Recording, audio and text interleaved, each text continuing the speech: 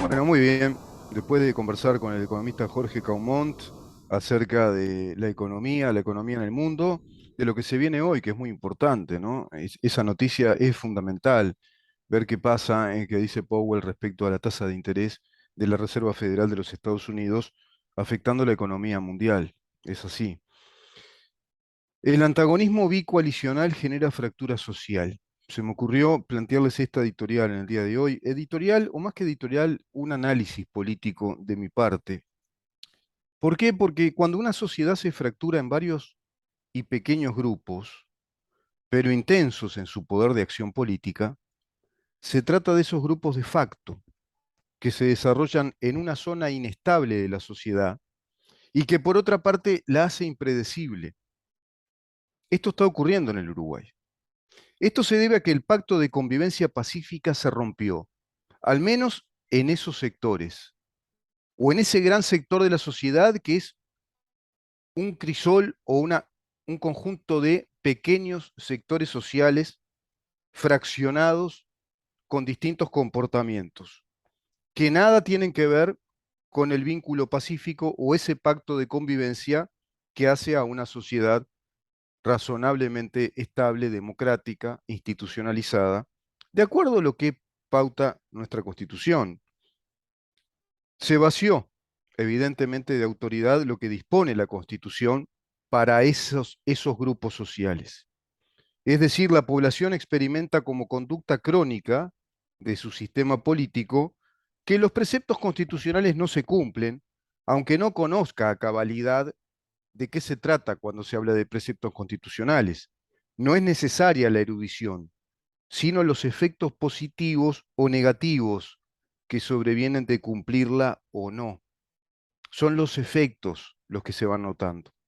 Sin embargo, estos grupos de facto son pasibles de ser analizados como eventuales escenarios verosímiles de violencia e incluso a posteriori de los hechos de esta naturaleza se los identifica mediante una investigación policial. Se trató de tal grupo, de tal banda, etcétera, etcétera. En nuestro país, esta situación está dada, pregunta retórica.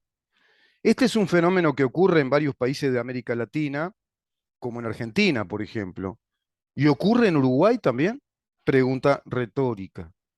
¿O podemos afirmar que Uruguay es parte integrante de esta regla de la desconfiguración de un clima social predominantemente democrático? Desde mi capacidad de análisis respecto a nuestra realidad actualmente, llego a pensar que acá también estamos asistiendo a una fragmentación de grupos de facto, más o menos organizados o aparentes grupos de facto que asoman como tales para desvincular a grupos políticos organizados oficialmente como tales. ¿Me explico? Funcionan grupos determinados que no aparecen vinculados a ninguna organización política, pero que en sí forman parte, a través de una trama interna muy sofisticada, de esa organización política. Es muy fuerte lo que acabo de decir, ¿verdad? Yo sé que sí. Pero hay muchos hechos que pueden llevarnos a esta conjetura, a esta corazonada, a esta suposición. Digamos que conjetura plausible, si no verosímil. Las bandas de los robos a los cajeros automáticos con Miguelitos en las calles, ¿se acuerdan? En periodos anteriores a este gobierno. Las bandas de los robos a los negocios de pagos y de cobranzas, como Habitaps y Red Pagos, ¿se acuerdan? Las oleadas de bandas profesionales de asalto a esas redes de cobranza. Las amenazas al ex ministro del Interior, el doctor Jorge Larrañaga, ¿se acuerdan? Cuando comenzó con sus primeras tareas organizando la policía de acuerdo a lo que la LUC instruye en esa organización operativa y combatiendo ya rápidamente al narcotráfico, ¿se acuerdan? El atentado a aquel destacamento militar del Cerro, matando a militares de aquella vieja estación. El atentado con bombas Molotov y con granadas también al Instituto de Narcóticos en el Prado de Montevideo, en este gobierno, todo esto que estoy diciendo. ¿Se acuerdan? Las amenazas a diputados de nuestro país en estos tiempos, como al doctor Schipani hace muy poco. La asonada con las agresiones al presidente de la ANEP al dar una charla en el Liceo del Cerro, el doctor Robert Silva, hace muy poco. Los sicarios que cumplen con ajustes de cuentas entre grupos narcos en el país todo el tiempo. Y seguramente podríamos seguir, pero también podemos decir que otros ejemplos no los podemos dar porque aún no emergieron en la realidad visible y social. Y seguro serán motivo de trabajos secretos de investigaciones policiales, porque habrán muchos grupos de factos que plantean la latencia de estas violencias. ¿Por qué todo esto? Porque estamos ante un sistema político sin diálogo. Tenemos un sistema político sin diálogo que aparenta dialogar, que a veces intenta o aparenta dialogar, pero no dialoga, confronta. Hay oposición, antagonismo, contumaz, sistemático. Un sistema político planteado en un escenario del antagonismo respecto a políticas públicas que este gobierno está llevando adelante. Esto nos indica dos cosas muy importantes. Estas dos fuerzas de coalición, la del gobierno y la de la oposición, no se podrán poner de acuerdo en políticas públicas como para darnos un país con políticas de Estado. ¿Por qué? Porque parten de visiones disímiles, prácticamente antagónicas, si bien en muchos aspectos, también siempre lo decimos acá y lo hacemos a modo de un análisis crítico, este gobierno conjuga un montón de políticas de Estado y públicas que son realmente alienantes para con nuestro Estado de Derecho constitucional. Segundo, esta deficiencia se pretende resolver en las urnas.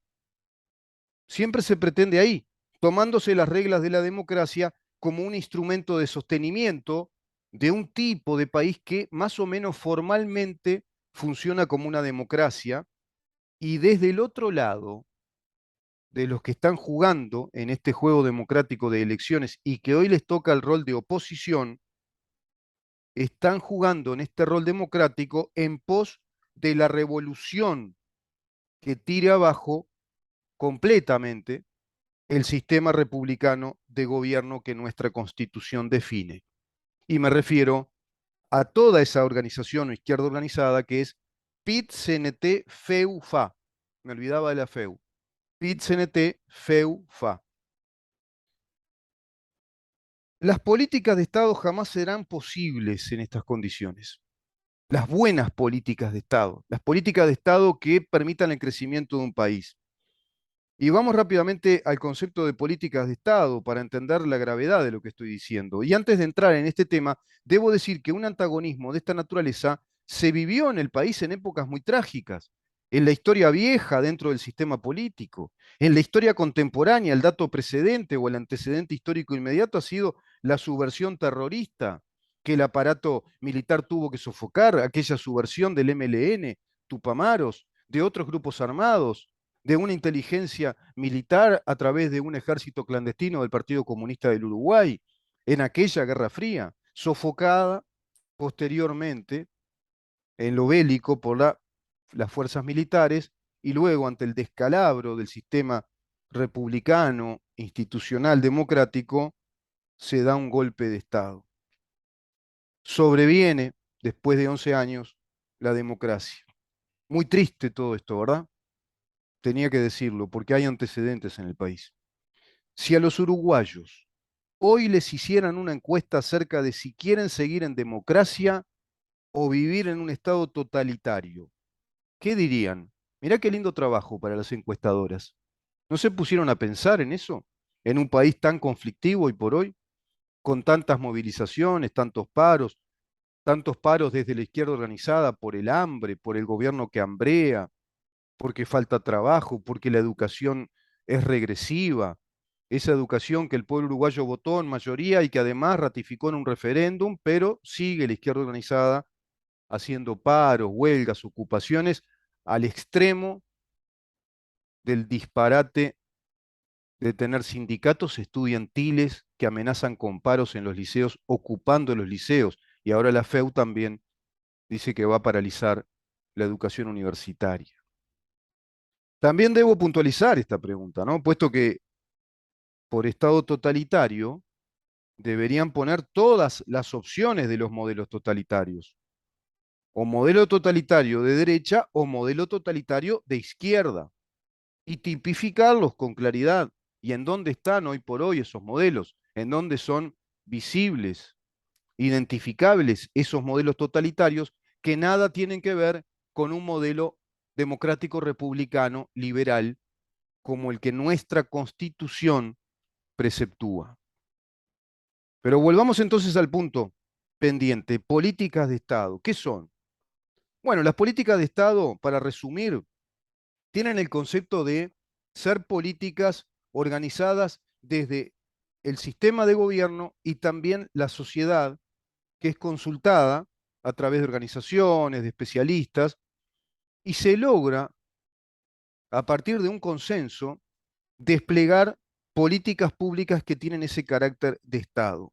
El concepto de política pública se mueve en un rango de definiciones muy variadas y tienen, bueno, distintos énfasis, a veces con énfasis muy distintos, desde opciones de máxima amplitud a las que prácticamente se las plantea de modo muy, muy puntual. Pero en verdad las políticas de Estado, bueno, se pueden identificar como la política financiera de un país, la política macroeconómica, la política educativa que un país se traza, la política fiscal, la política de relaciones internacionales. A través de la política fiscal, financiera y de todo el marco de la economía macroeconómica, la política de un modelo económico, la política energética. Esas son las políticas que hacen crecer a un país. Y así los países desarrollados trazan esas políticas de Estado que vienen a significar políticas públicas estables que siempre deben contar con la propuesta, el aval y la legislación del sistema de gobierno en consulta con los distintos grupos sociales, con los distintos colectivos sociales y también políticos, y sea a su vez gobierno y oposición, en definitiva, el sistema político de gobierno. ¿Hubo en estos tiempos, en esos 15 años de gobierno del Frente Amplio, políticas de Estado? Sí, hubo políticas de Estado.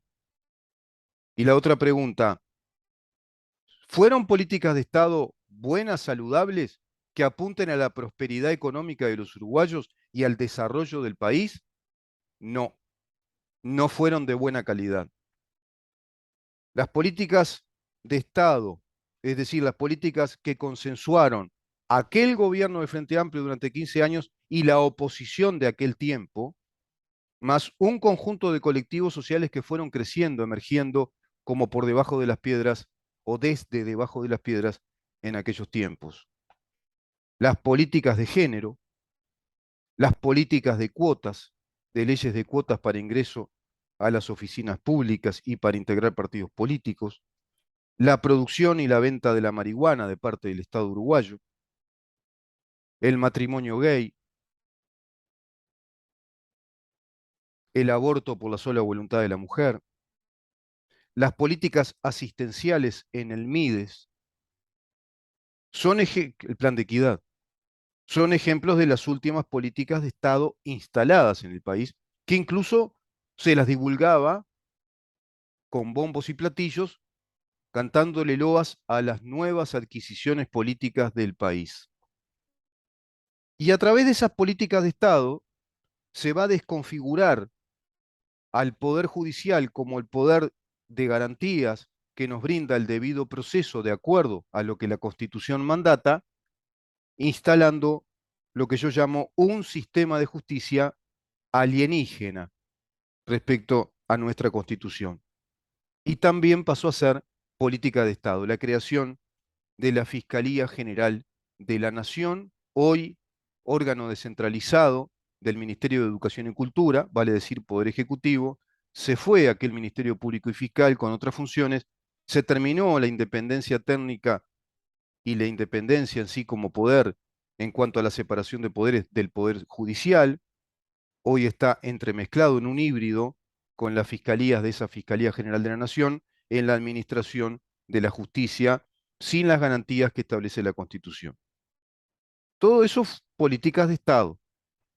Estas políticas que son estables, que atraviesan los gobiernos, que atraviesan las coaliciones como a esta, que está siendo impenetrada, filtrada por todas estas políticas de Estado a las cuales no movió, no derogó, no las sacó para volver al Estado de Derecho, volver al principio de igualdad, volver al principio de legalidad, volver a los principios de certeza jurídica, volver a la separación de poderes.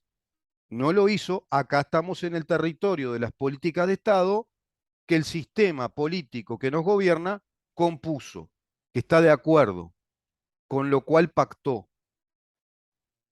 Pero hay otros aspectos que se plantean como antagónicos insalvables, creándose este clima desde esa retórica opositora contra el gobierno y desde los hechos que evidentemente pretenden confirmar esa retórica o ese relato de oposición respecto al país del hambre, el país de una reforma regresiva, el país de un modelo que no es popular y todas esas consignas que en verdad son frases hechas, consignas vacías, el espectáculo bochornoso y público de la vacuidad, planteando un clima realmente ya complejo de antagonismos, aparentemente insalvables.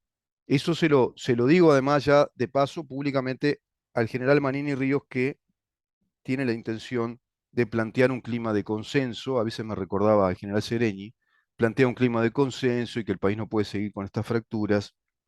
Yo le diría al general Manini Ríos que revise un poco más los análisis, los conceptos de análisis políticos de la realidad del país en la que estamos, porque esta fuerza de izquierda organizada está muy organizada de cara al proyecto del socialismo del siglo XXI, que es una de las formas o modalidades del marxismo cultural para instalar el viejo proyecto soviético de una sociedad que estatice los capitales, que colectivice los derechos, como ya lo vamos haciendo en nuestro país, a través de esas políticas de Estado de los 15 años de Frente Amplio.